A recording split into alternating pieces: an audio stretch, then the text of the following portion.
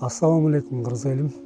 Тилекке каршы экинчи жолу бөйрөктү алмаштырыш керек болуп атат. Мындан бир 6 жыл мурда бөйрөктөрүм отказ берип иштебей калып, кыргыз элиме кайрылганбыз. Ошондо жардам кылып, акча чогулуп, Турция мамлекетине барып бөйрөгүмдү операция кылганбыз. Операция кылгандан кийин ошол 5 жыл жүрдүк, 5 жыл карманып келдик. Ошо 5 жылдын ичинде анализдер начарлап, анан былтыр июль айында ошол бөйрөгүм кайра иштебей калды. Салдырткан бөйрөгүбүз. Ошентип гемодиализге түшүп калдым. Былтыртан бери ошо Бишкек шаарынан гемодиализ алам. Өзүм Ысык Көл областында жашайм. Ошол Ысык Көлдөн Бишкекке жумасына 3 жолу барып гемодиализ алам.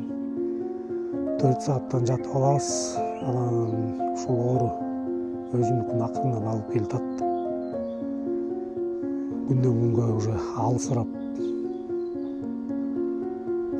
бартам. Өзүм 2 балам бар. Жашым 40-та. Таксовать этип иштейм. Эми таксиден деле $40,000 табыш деле өтө эле оор экен. Көп жылдан бери таксовать этем өзүм. Мен деле ошо 2 баламды чоңойтуп,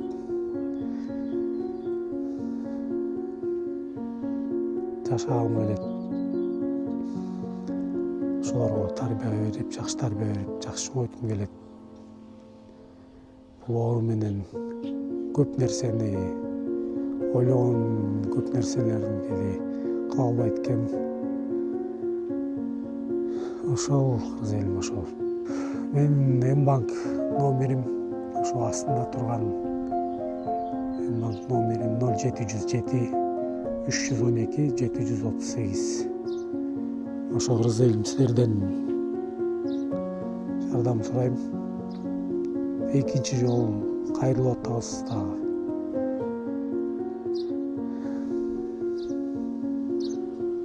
Ошол кыргыз элим силерге кабарым.